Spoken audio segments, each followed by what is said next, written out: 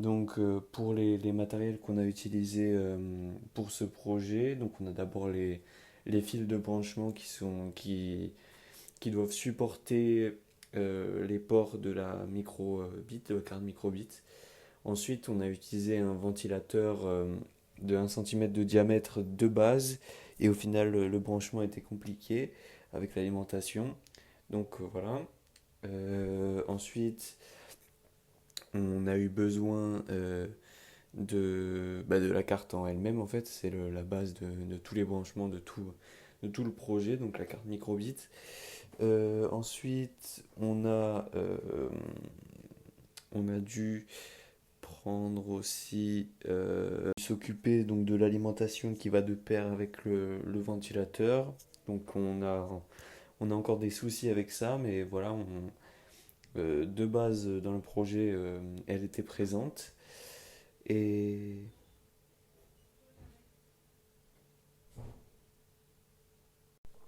et tout ce qui est capteur, avec les capteurs de présence et les capteurs de température qu'on peut voir avec le capteur à thermistance. Donc voilà, pour capter tout cela. Donc voilà tout ce qu'on a utilisé comme matériel. Et maintenant, on va voir plus amplement comment on les a utilisés. Donc on s'est aussi réparti en trois parties euh, le travail sur ce système, sur le système de branchement et de tout ça. Donc Zoé s'est occupée plus des broches de la carte. Donc voilà, de savoir si elles sont logiques, analogiques. Et ensuite, avec Samy, on s'est réparti au niveau des capteurs et des branchements du coup de ces capteurs. On s'est réparti sur la thermistance et sur le capteur de présence. Donc moi thermistance et lui capteur de présence. Donc voilà. Donc de mon côté pour ce système, donc, comme je l'ai dit plus tôt, je me suis surtout occupé des branchements et de la logistique pour la thermistance. Donc on voit sur la vidéo, c'est ce qu'on tient en main là. Donc en gros c'est le capteur qui est en haut qui capte la température du toucher et ambiante proche. Et donc voilà, donc on fait des tests avec la chaleur humaine et avec des glaçons pour ensuite pour refroidir.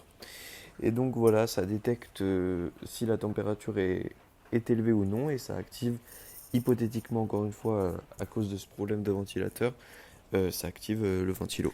Pour la partie logicielle, le code de ce projet, donc on se les répartit en trois parties.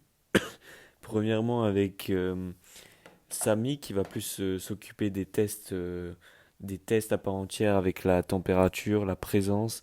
Donc il initialise les variables comme on le voit au début. Il fait les tests à la toute fin. Et donc ensuite on a Zoé qui est là pour régler le problème qu'on a eu, enfin le problème, voilà pour l'imprévu qu'on a eu en tout cas avec le ventilateur. Et donc elle a travaillé sur l'affichage de ce ventilateur simulé sur les LED de la carte. Et donc moi, pour finir, je suis aussi sur l'affichage, mais pas sur l'affichage de dernière minute. On est sur un affichage, donc comme vous allez le voir bientôt, on est sur un affichage donc euh, en alternance pour me donner beaucoup, enfin le max d'informations à l'utilisateur. Donc pour ce qui est de mon code, on voit que j'initialise dès le départ ce i égale 1. Donc pourquoi j'ai fait ça? C'est parce qu'ensuite, une fois qu'on est rentré dans la boucle booléenne, on voit que je fais un test. Donc en fait, if i hashtag 2 égale 0, c'est un test qui permet de savoir si le reste d'une division euclidienne enfin le reste de la division euclidienne. Et là, pour le coup, si elle est égale à zéro, qu'il n'y a pas de reste quand on divise par 2, le chiffre est forcément pair. Et donc, j'ai utilisé cette technique pour pouvoir alterner entre chaque itération de la boucle, donc de faire du 1 sur 2, du 1 demi, pour alterner, pour faire un bel affichage. Donc voilà, on le voit quand le chiffre est pair, on va juste mettre la variable, on va l'afficher la variable temp, donc la température, qui est calculée plus haut par Samy. Donc on va la mettre en string pour qu'elle s'affiche longuement, parce qu'on a mis en show string. Ensuite, si il y a un reste, que ce n'est pas égal à zéro, donc c'est impair, euh, on va faire on va faire deux tests. Le premier, un test dans un test, du coup. On va faire le premier test s'il y a quelqu'un. Donc s'il y a quelqu'un, on va mettre un icône, donc ça va être une encoche sur la carte Arduino. Et sinon, s'il y a personne, donc si la carte et la variable, en tout cas, encore une fois initialisée par Samy, ne renvoie rien, donc 0 ou 1, et bien on va mettre une croix. Donc c'est quand on voit iconenames.no ou .yes, c'est des images ou des icônes en tout cas qui sont enregistrées déjà, qui sont par défaut dans la carte microbit qu'on a décidé d'utiliser par souci de facilité parce qu'on en avait l'occasion quoi.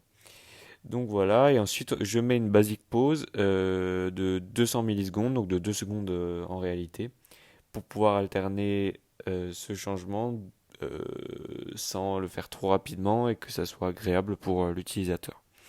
Ensuite, donc, ça paraît normal, on est dans une boucle while, on n'est pas dans une boucle for, donc on doit rajouter un à i manuellement. Donc ça permet ensuite, du coup, ça fera ce switch entre pair et impair.